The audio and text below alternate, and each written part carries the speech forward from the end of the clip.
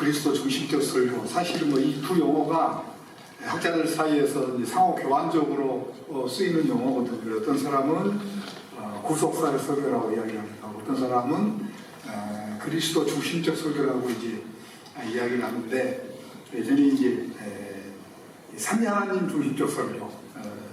아마 오늘 전체적인 여러분들이 이제 논의가 될 터인데, 제가 좀 기초를 좀 놓아드린다고 하는 입장에서, 그리고 이제 흔히 이 그리스도 중심적 설교는 너무나도 중요하고 우리가 강단에서 반드시 기억해야 될 중요한 설교학적 원리입니다. 그래서 제가 THM을 미국에 있는 켈빈 신학교에서 했는데, 그때 제 스승이 시드니 그레이다노스입니다.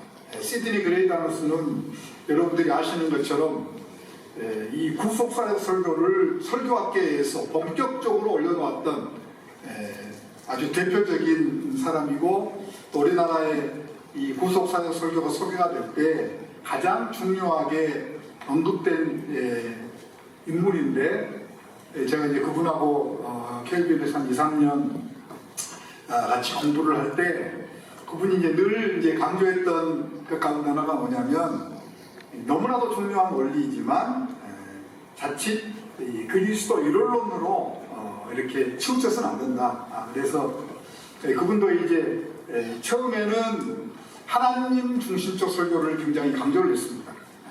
그래서 이제 실제적으로 우리가 성경을 보면 로마서도 마찬가지고 또 에베소서도 마찬가지고 이 그리스도 일원론으로 치우치지 않고 예수님의 구속을 설명할 때 삼위 하나님이 강조가 됐던 걸 알 수가 있습니다. 그래서 로마서도 보면 복음에는 하나님의 의가 나타났다.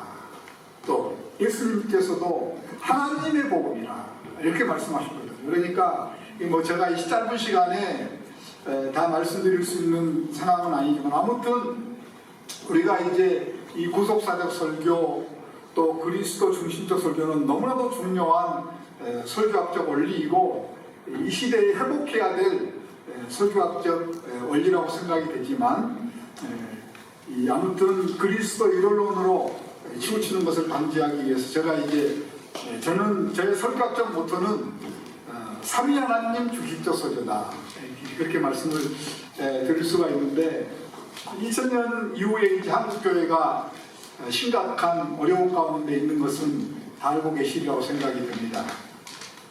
특별히 요즘에는 뉴 노멀이라고 해서 포스트 코로나, 포스트 모더니즘, 또 4차 산업혁명 시대, 이것들이 통틀어서 뉴 노멀 시대라고 이렇게 이야기를 하는데, 이런 시대적 상황이 오늘날 한국교회를 더욱더 큰 위기 가운데 몰고 왔다, 이렇게 생각이 됩니다. 그래서 저는 이런 위기들을 극복할 수 있는 가장 중요한 이치가 이제 강단이라고 생각이 되고, 또 이런 강단에서 회복해야 될 설교가 삼위 하나님 중심적 설교다, 이렇게 생각이 되는데, 여러분들 오늘 나눠드렸던 책자를 보시면 24페이지를 보시면 제가 어떻게 간단하게 요약을 했냐면, 저희 24페이지 거기 첫 번째 줄에 보면 삼위 하나님 중심적 설교는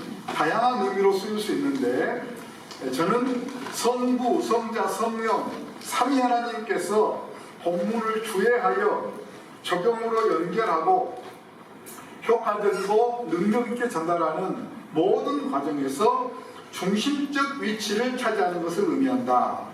다시 말해 하나님 중심적 설교는 하나님 중심적 주해, 하나님 중심적 적용, 그리고 하나님 중심적 전달을 포함한다. 제가 이제 그렇게 정리를 했습니다. 계속 시간들이 좀 밀리기 때문에 제가 좀 빨리 끝내야 될 것 같은 생각이 드는데,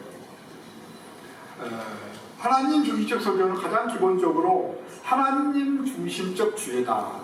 쉽게 이야기하면 본문에 있는 하나님의 의도를 잘 파악해서 드러내는 것이다. 어떤 설교를 하나님이 가장 기뻐하실까? 성도들이 설교를 들은 다음에 오늘 우리 목사님 설교를 들었더니 본문에 있는 하나님의 의도, 하나님의 뜻이 오늘 너무나도 나에게 분명해졌다. 성도들이 그렇게 고백하는 설교자, 하나님이 가장 기뻐하시는 설교자가 아닐까, 이런 생각입니다. 여러분들 예를 들면 여러분 아이들에게 이제 어떤 것들 저기 누구 아빠한테 가서 이 말 좀 전해라. 그런데 그 아이가 가가지고 아빠가 원래 의도했던 거와는 전혀 다르게 지가 마음대로 생각을 해가지고 지 생각을 전했다고 합시다. 아빠가 나중에 그걸 알면 가만 안 있겠죠. 혼내겠죠. 하나님도 마찬가지죠. 성경을 하나님께서 우리에게 주셨는데 성경을 주실 때에 하나님께서 모든 성경의 각 구절마다 하나님께서 의도하신 하나님의 뜻이 있습니다. 설교자는 그거를 말씀의 종이기 때문에 잘 드러내는 것, 그것이 설교자의 책무입니다. 그러니까 하나님 중심적 죄라고 하는 것은 뭐냐면 본문에 있는 하나님의 의도를 잘 드러내는 것이다.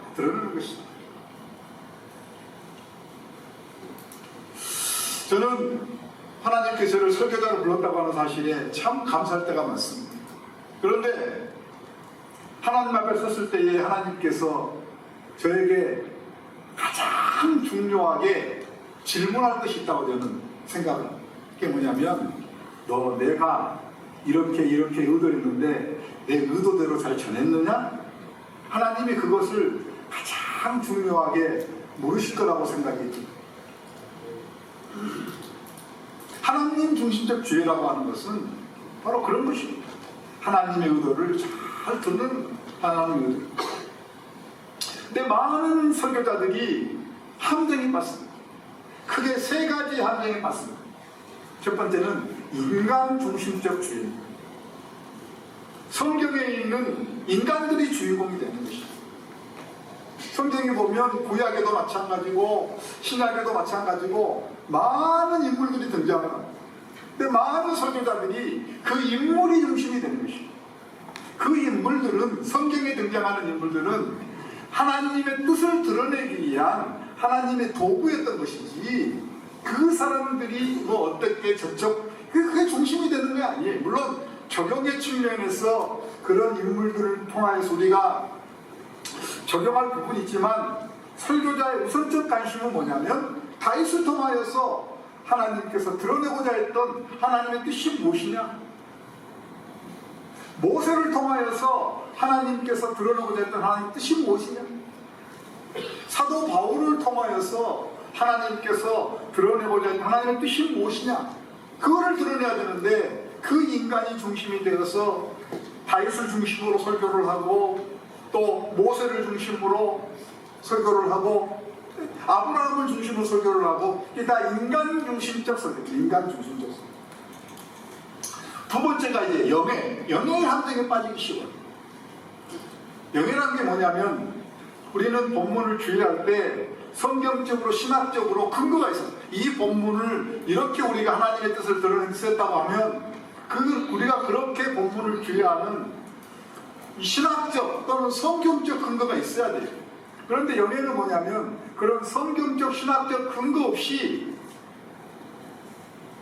설교자가 임의로 조금 거칠게 표현하면 지 맘대로 본문에 영적 의미를 부여하는 것입니다. 영적 의미. 또 그 가운데 하나가 이제 뭐냐면 무조건 예수 그리스도를 가져온 거죠. 그 신학적 성경적 근거 없이 이 영예가 우리 설교자들에게 빠지기 쉬운 가장 중요한 함정 가운데 하나입니다. 세 번째는 도덕적 접근입니다. 물론 우리가 신앙생활에 이 도덕과 윤리는 굉장히 중요하지만 이 성경의 메시지를 단순하게 이 도덕적 윤리적 교훈 정도로만 거기에 멈춰버리는 거예요. 그러니까 제가 보면 한국교회에 대부분의 설교자들이 이 세 가지 함정에 빠져요. 인간이 주인공이 된다든지 자기 마음대로 본문의 영적 의미를 부여한다든지 성경을 도덕적 교훈 정도로만 이 격화시켜버리는 그런 함정에 많이 봤습니다. 물론 우리가 주님 앞에 가는 그날까지 하나님의 뜻을 완벽하게 안다고 하는 것은 불가능한 일이, 그러나 우리가 최선을 다해서 설교자가 해야 될 일은 뭐냐면 본문에 있는 하나님의 뜻과 의도를 드러내는 것, 그게 바로 뭐냐면 하나님 중심적 주의다. 그 다음에 또 한 가지는 이제 하나님 중심적 적용이죠. 많은 목회자들이 어떤 자기 말을 변호하기 위해서, 자기의 주장을 변호하기 위해서, 또 어떤 자기의 목회적 도구에 적용하기 위해서 본문을 왜곡시키는 경우가 많습니다. 하나님 중심적 적용은 뭐냐면 바른 적용이에요. 본문에서 하나님께서 의도했던 뜻을 잘 드러내서 그 의도가 왜곡되지 않게 오늘날 성도와 오늘날 교회에 적용하는 것이 바로 하나님 중심적 적용입니다. 하나님 중심적. 잘 선택을 했어요.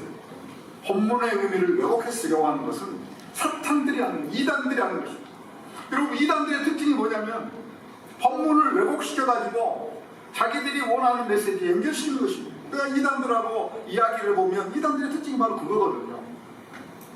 본문의 의미를 왜곡시켜가지고 자기들의 교리와 연결시킵니다. 이게 바로 이제 이단들의 특징이거든요. 그래서 아무튼 우리가 절대로 놓치지 말아야 될 가장 중요한 것은 뭐냐면 본문을 바르게, 원래 하나님께서 의도했던 것들을 바르게 적용하는 것이 가장 중요한 것이다. 나의 목회적 상황을 위해서, 또 내 말을 변호하기 위해서 본문을 왜곡해서 적용하는 것은 안 되는 것이다. 그 다음에 이제 또 하나 중요한 것은 창조적인 적용이죠. 적용을 할 때 창조적인 적용. 이 뻔한 적용을 하지 말라는, 뻔한 적용. 그러니까 뻔한 적용을 하지 않고 창조적인 적용을 하려면 두 가지가 필요해요. 하나는 본문을 깊이 연구하는 것입니다. 이 성도들이 본문을 보고 제목을 보면 그날 설교를 예측합니다. 오늘 설교는 이렇게 진행되겠구나. 근데 성도들이 예측하는 정도에 머무르는 설교는 뻔한 설교가 되는 거죠. 이 창조적인 설교는 뭐냐면 성도들이 볼 수 없는 본문의 깊은 구속사적 의미도 좋고 하나님의 뜻을 잘 깨닫고, 또 한 가지는 성도들의 삶의 깊은 부분을 만져주는 거죠. 그래서 아무튼 우리가 바른 적용에 근거를 해서 창조적인 적용을 해야 된다. 그 다음에 또 한 가지, 이건 이제 좀 이 구속사역 설교를 할 때 가장 많이 주의적으로 연결되는데 구체적이고 실제적인 적용. 막연한 적용, 하늘에 뜬구름 잡는 적용. 설교는 구호를 외치는 게 아니거든요. 성도들의 삶에 구체적으로 이 말씀이 어떻게, 이 하나님의 말씀은 영원한 진리이기 때문에 오늘날 성도들의 삶에 구체적이고 실제적으로 이 말씀이 어떻게 적용이 되느냐, 다르면서도 그것에 근거를 해서 또 창조적이면서도 구체적이고 실제적인 적용을 하는 것이 필요하다. 세 번째는 이제 하나님 중심적 전달, 하나님 중심적 주의, 하나님 중심적 적용, 그 다음에 이제 하나님 중심적 전달. 이게 이 1970년을 기점으로 해서 이 설교학계에 소위 뉴 하멀레틱스라고 하는 이 신설교학의 바람이 불러와서 이 설교학의 이 깊이가, 학문적 깊이가 그전과는 전혀 상대가 되지 않을 정도로 놀라운 설교학적 발전이 이루어져 있습니다. 그런데 이제 이 신설교학의 가장 중요한 맥락은 뭐냐면 어떤 다양한 방향들과 다양한 방법들이 제시가 되는데 성령의 역사하심을 간과해버렸던 것이 가장 큰 문제입니다.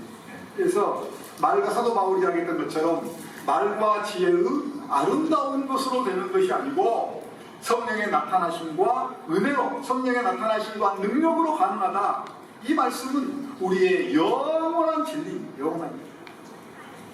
우리가 물론 수고해야 되겠죠. 최선을 다해 수고를 해야 되지만 그 수고가 우리의 설교에 열매를 맺게 하는 것이 아니고 성령에 우리 열심히 씨 뿌리고 열심히 물을 주지만 열매를 맺게 하시는 분은 하나님이시니까 우리는 성령의 역사하심에 전적으로 의지해서 하나님의 말씀을 전하고 또 성도들을 그렇게 잘 목양하는 것이 우리에게 필요하다. 그래서 하나님 중심적 전단, 그리고 특별히 이제 우리가 물론 제가 제 얘기 드렸었지만 어떤 인간적인 지혜를 무시하는 게 아니에요. 하나님 중심 전달이라고 하는 것이 그냥 성령의 역사에만 의존하고 나는 수고하고 노력하지 않는다 이런 걸 의미하는 게 아니고 내가 최선을 다해 수고하고 노력하지만 하는 건데, 제가 이제 뭐 시간이 없으니까 한 가지만 말씀을 드리면 이 우리 합동 측에서 그동안에 소위 이미지네이션이라고 하는 것이 많이 강조가 됐어요.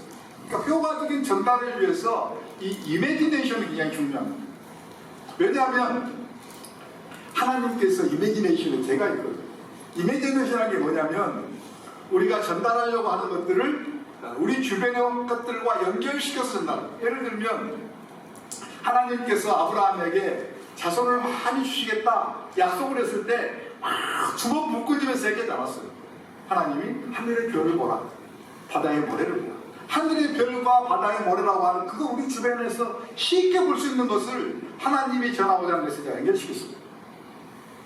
선지자 이사야가 뭐라고 이스라엘 백성들에게 이야기했냐면 젖먹인 엄마가 그 아이를 버리겠느냐? 엄마가 아이를 버릴지라만 너희를 버리지 않겠다. 하나님이 이스라엘 백성들을 끝까지 지킨다고 하는 것을 주변에 쉽게 볼 수 있는 엄마와 아이를 가지고 이야기했어요. 예수님 보세요. 얼마나 많은 직위법과 은유법을 사는지 몰라요. 천국은 마치 뭐뭐와 같다. 직위법. 나는 선한 목자라. 이게 은유법. 그러니까 주변에 쉽게 볼 수 있는 것들을 연결시킵니다. 사도 바울이 나는 모든 것을 다 배설물과 같이 버렸다. 그냥 버렸다가 아니고 이 배설물, 뭐뭐과 같이 우리 주변에 쉽게 볼 수 있는 것들을 연결을 해서 전하고자 하는 메시지를 연한 것입니다. 하나님의 성령의 역사하신 의존하되 우리가 뭐 제가 다양한 것들을 많이 말씀드릴 수가 있지만 여러분들에게 한 가지만 말씀드린다고 하면 좀 이미지네이션을 잘 사용할 때 우리의 메시지를 굉장히 효과적으로 전할 수 있다 이렇게 생각이 되고, 사실은 이제 제가 오늘 이번 학기 종강이라서 제가 좀 지금부터 이제 곧바로 가야 될 것 같은 생각이 들고, 그래서 좀 죄송한데 끝까지 좀 참여해서 마지막까지 좀 여러분들 같이 좀 깊이 있는 논의를 했으면 좋겠는데 갈 수밖에 없는 입장이고, 그래서 제가 우리 한강서 목사님 책을 지난번에 저에게 그리스도 중심 언약이라고 하는 책을 저에게 선물해서 제가 좀 꼼꼼하게 읽어봤더니 한 목사님은 제가 THM도 저에게 논문 지도를 받았고 박사학위도 저에게 논문 지도를 받았어요. 그래서 이제 박사학위 논문이 모형론적인 설교에 대한 건데 아주 이제 우리 성경의 가장 중심적인 언약의 관점을 가지고 그리스도 중심 설교를 하려고 하는 책들을 제가 좀 읽어보니까 굉장히 깊이도 있고 굉장히 우리 목사님들 또 설교자들이 참고하면 오늘 아마 여러분들에게 다 이렇게 배부된 걸로 알고 있는데 아마 좋은 지침서가 되지 않을까 이런 생각이 들었습니다. 아무쪼록 오늘 여러분들 좋은 시간 보내시기를 간절히 바랍니다. 네, 감사합니다.